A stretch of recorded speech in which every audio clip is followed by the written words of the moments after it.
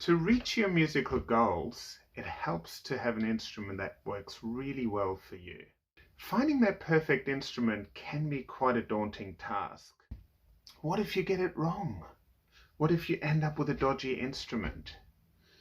So over the last 33 years, I've helped a lot of people find that perfect instrument that sort of helps them on the next stage in their musical journey. So I'm going to share some of my tips with you today. So what I've developed is a 6-step method to finding that right instrument.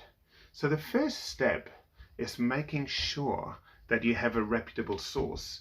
So you need to make sure that you get your instrument, that if you're going to try a bunch of instruments, that all of them are from a reputable maker, or that you know that they're genuine. You don't want to get a fake instrument. Otherwise, you go through the whole process and find out at the end that it's fake. You'll be super disappointed. So do your due diligence at the beginning. So work with a reputable maker where you don't actually have to worry whether they're fake or not. So I always check all my instruments before, make sure that they are genuine, that they're really good quality. I set them up myself, so I'm super fussy. So each instrument goes through the whole 12-step setup that I do. Also, I make sure that they sound good. And so all my instruments have a 2-year warranty. So the first step, make sure that you've got good instruments. Next thing you're going to need is you're going to need to have practiced maybe a 3-minute piece or something like that you can play on each instrument. That 3 to 5 minute piece is there to sort out the ones you don't want. Step 3, so you line up all the instruments, or you have, like I usually help with that, I usually hand one instrument after the other. And I make sure that all the instruments stay anonymous, so that the player or the person choosing does not know what instrument they're playing, because that way you don't have some kind of bias towards one of the instrument. What's important here in the end is that you find an instrument that sounds fantastic and that you absolutely love, and then afterwards it's worth maybe finding out about what kind of instrument it is. I always get asked, should I buy old, should I buy new? To me it doesn't really matter. If it's a good quality instrument, you can find good quality new instruments and really good quality old instruments. But you can also find really dodgy new instruments and dodgy old instruments.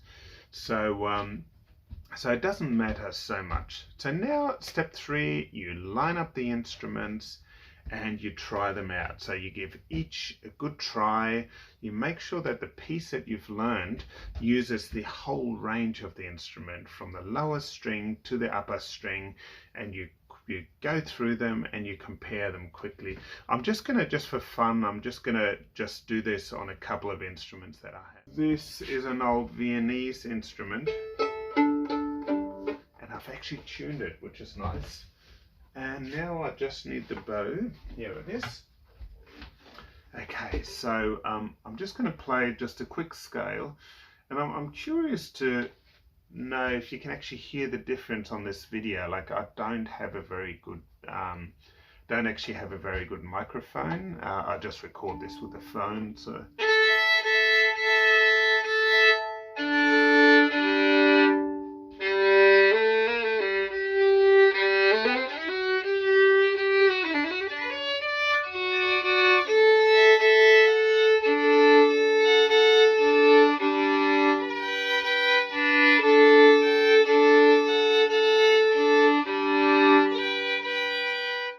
So this is an old Viennese violin from the 1780s, made by one of the best known Viennese makers at the time. So I'm going to compare it with a 19th century French Myrmont violin made in the 1850s.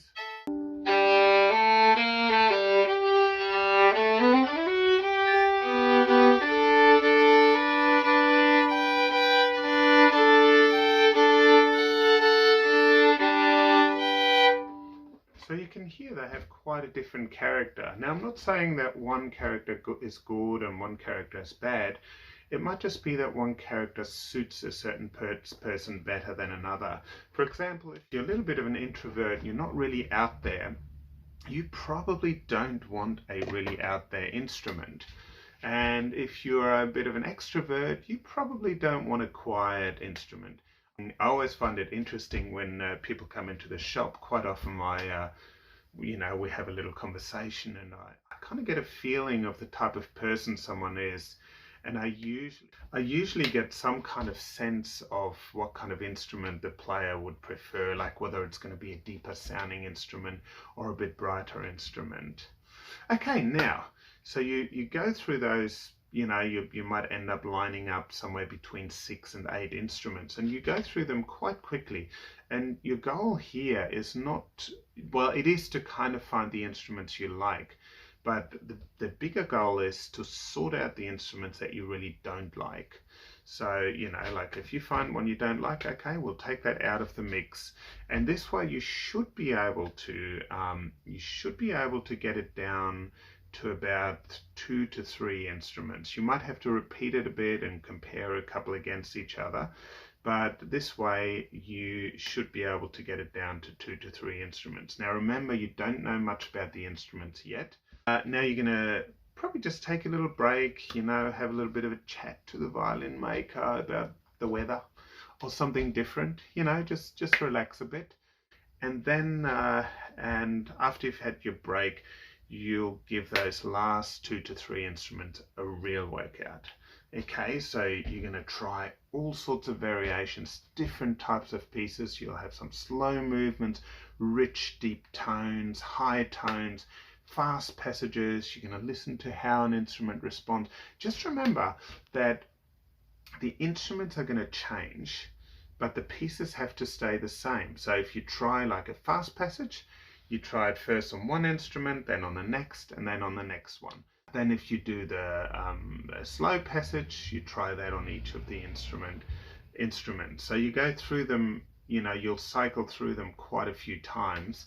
And I think usually in that time, you'll quite easily be able to pick either one instrument. Like you'll kind of know. The big thing is it has to feel right. Like the instrument has to make you feel good. Like it has to sound good, but it has to make you feel good as well, because it's going to be your instrument. It's almost going to be an extension of yourself. So it's really important, it's important to get it right, but it's actually not that hard a job. Yes, and once you've gotten it down to, you might get it down to 1 or 2 instruments. Sometimes you might just be confident enough to already buy the instrument. But if you're not confident enough, you may be able to, some makers may let you take the instrument home or take 2 instruments home to compare.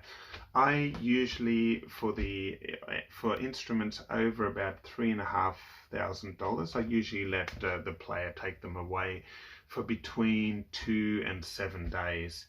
By that time, you'll really know if the instrument's right for you or not. You will have had a few sessions, tried it in different rooms, and you'll really know. But it's about the feeling. The instrument has to feel good, and that's why it's so important that that at the beginning that you already know that they're reputable instruments. Towards the end, you can ask the violin maker what instruments they are. So when you're down to the last 2 to 3 instruments, it's okay to know if it's an older instrument or new instrument, because sometimes even just knowing that you're playing a piece of history might be what you need, to take you to that next level in playing. And but you may not care so much about it, and it might just be the all you may want is an instrument with an amazing sound. So it's all about just getting it all right. So anyway, I hope this has helped you, be a bit more confident when you're choosing your instrument.